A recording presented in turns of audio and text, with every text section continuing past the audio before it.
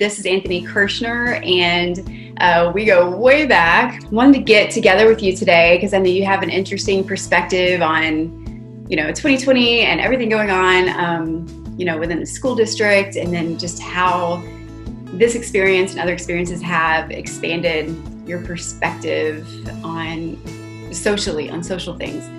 And so before we do that, I wanted to get into a little bit your history, your professional history, and how you ended up where you are.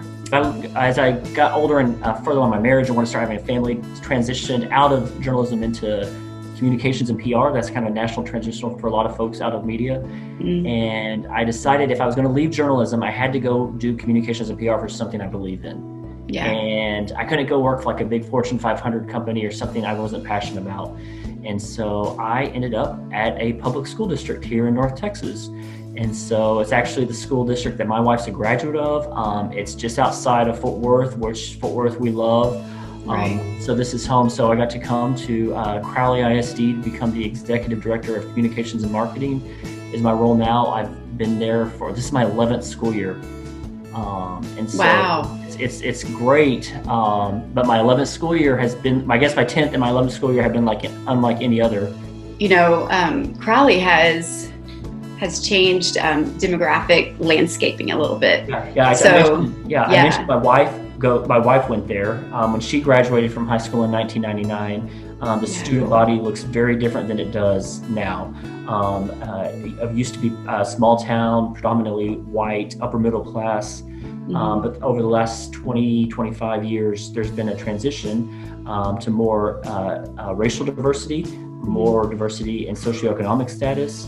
And the Crowley today looks very different. It's much more diverse, and it actually looks more like Texas looks like, And so that's one thing I really like about being where I am is that everyone doesn't look the same.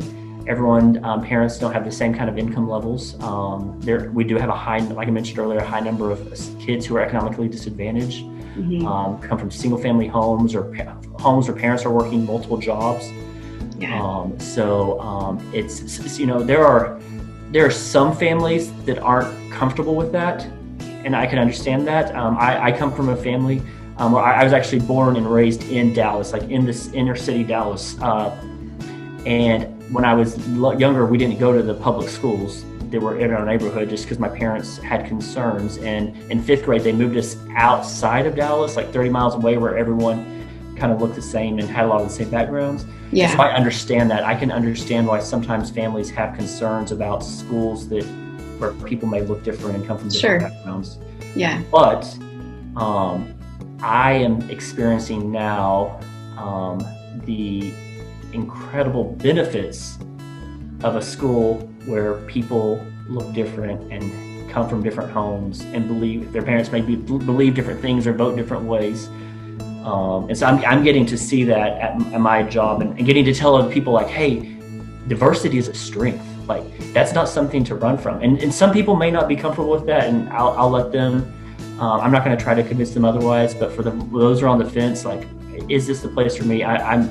I fully believe diversity is the strength, and my job is to tell people what's great about what our public schools are offering, what other public schools like us are offering, and let them see how their kids can thrive when they're around other kids that look different and come from different backgrounds. Right. Yeah, and doing that, it does force you to be stretched and look at yourself and consider what you think, if you want to keep that or maybe change it. And it's hard. It's hard and it's scary to be stretched that way, especially if you're not the kind of person that, naturally gravitates toward that kind of curiosity. Maybe you like for things to be somewhat more predictable and routine. So, it involves a lot of stretching, so I can understand that. But it is, and it's right. And I know also that not everyone has had the privilege that I've had to be a part of an organization as diverse as my school district is. Mm-hmm. A lot of people, they're just by the way things happen, they kind of stick with things that are familiar. And because Crowley ISD has undergone this transformation, mm-hmm. and in so many great ways, our leadership looks different than it used to look. Our staff looks different.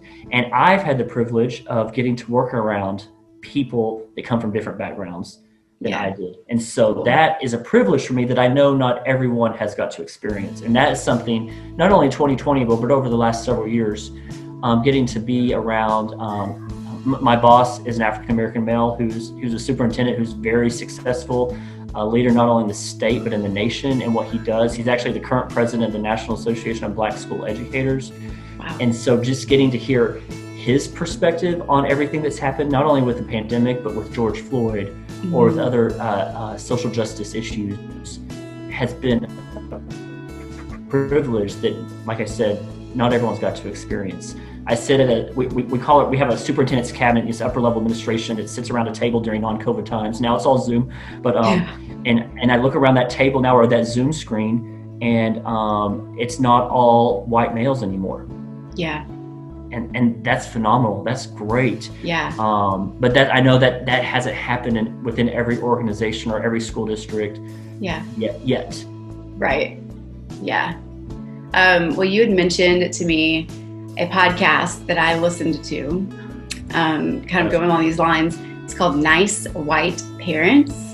And it was really good. It was very well done. And it really pushed me to think about, am I helping or am I hindering the progression? And I would like to think I'm helping. I've been, I have all these wonderful titles and, diversity, inclusion, coaching certification from DC. Like, that sounds great. Right. Some of these things sound great. Yeah. But if I'm not careful, those titles can actually make me a more dangerous weapon. Because I'm thinking I'm contributing, and actually, what if I'm hurting the process?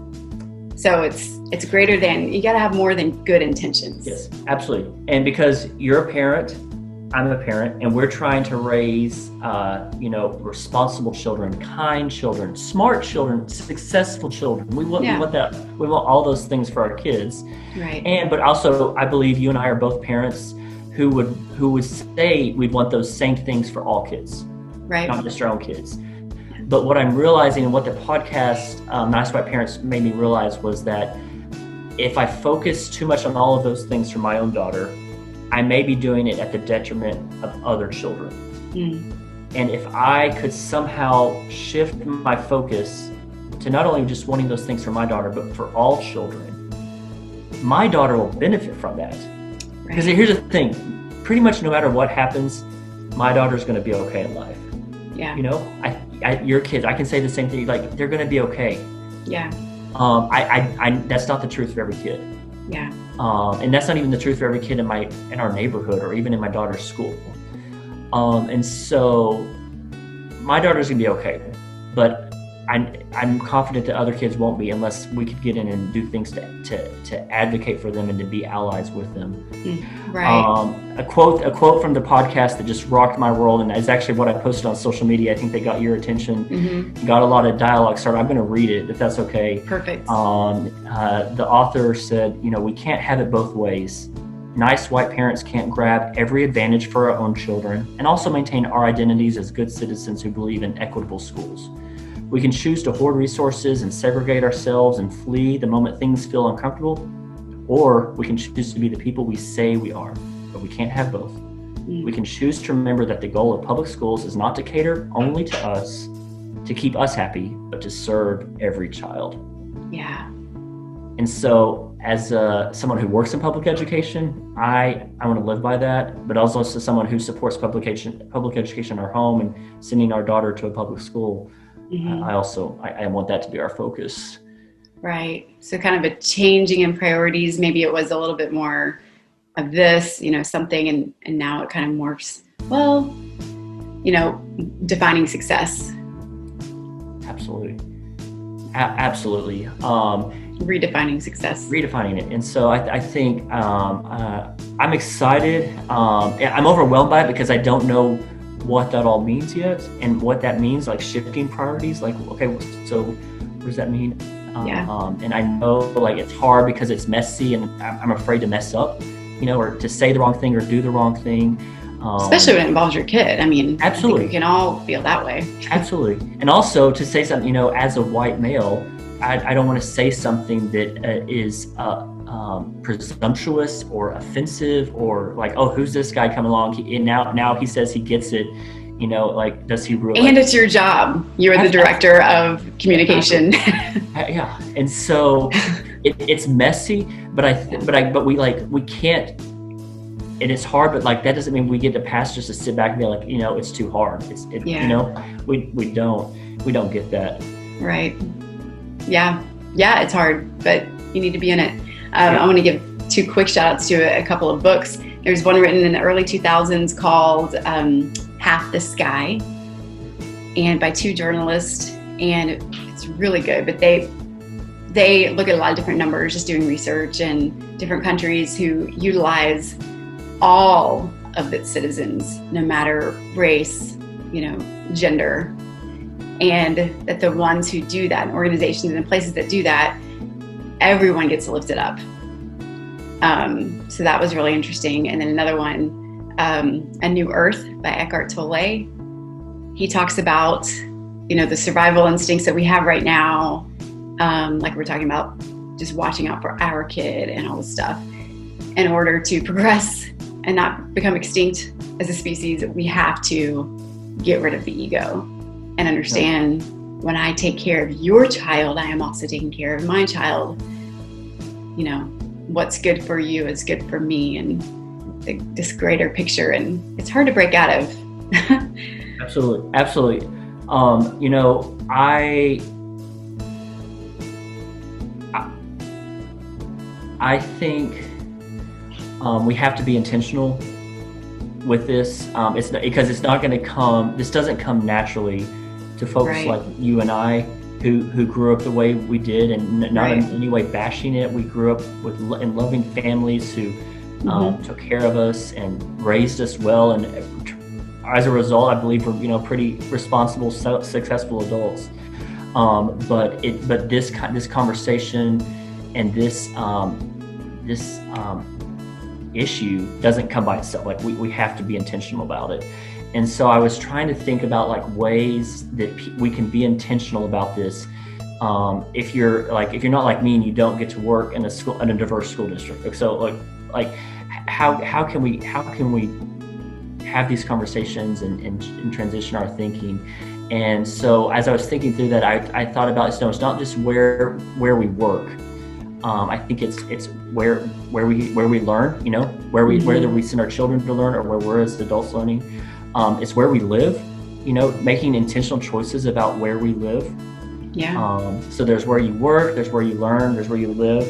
But there's also like where you worship, you know, whatever your faith background is, just like making choices about that, like to stretch yourself and maybe put yourself around people that look differently and have different backgrounds than you. Yeah. But I just that we have to the easy thing, I think, for us is the bubble where everyone is similar.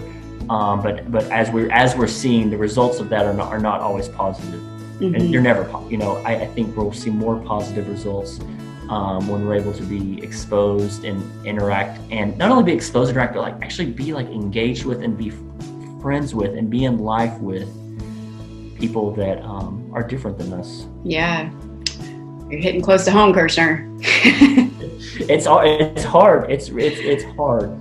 Yeah, and, it's good. Families that have chosen other things, like I don't want to like sound like I'm judging them or accusing them of something that I'm not, you know. But for us now, you know, I've had the opportunity to dip my toe in the water, I guess, a little of this, and it's amazing. Like like come on in, the water's fine, I guess is what I'll say. Yeah, like, it's great. I love that. I love it. Well, thank you so much. I appreciate your heart and your humility to be able to see maybe something that takes you out of your comfort zone and puts you in those places, but realizing that beauty and blessings come from that kind of stretching. So ultimately. Well, I thank you for having these kind of conversations. I know you. I feel like you're several years ahead in some ways of just of this topic and thinking, and I know we're all at different places, but thank you. It's just to know that these conversations are happening, and I think that's one of the good things. Good will come out of 2020. Yeah. Good things can come out of bad. I believe so. In the midst of loss of life and quarantines and shutdowns and protests, like good can come. And so I think, just that we've had a chance to the quarantine caused us to slow down a little. Mm-hmm. We've seen things happen in our society that have disturbed us, and we've said enough is enough. Right. And now there's these podcasts, and there's so many platforms now to hear other voices. Yeah. And so I think, and I know, I'm confident that good will come from 2020. Yeah. But we have to keep it we can't, whenever things go back to normal, whatever that looks like, we can't let ourselves go back to normal. Yeah, I don't even know if that's possible. I think it might have been if this was more short-lived. Yeah. But I'm feeling like this is going to be similar to maybe even post 9/11. I know the moment that you're talking about during spring break when it was like the lights went out. We were watching a Mavericks game on TV, and Mark Cuban is on the phone, and we hear what he's on the phone about, that the NBA is going to shut down. It's like, what? And then, boom. Well, absolutely. And then in the midst of that, in the midst of trying to figure out what quarantine looks like and what schools look like and what business looks like, of course, getting ready for a presidential election, but then you throw in someone with a cell phone filming something that happened on the streets. Yeah. To George Floyd. Yeah. It has happened. We know that it's happened before. Right. But we saw it for the first time, and we had to watch it. We had to watch it. It was hard to watch, but we had to watch it. Right. But what a year, and just to see what came out of that,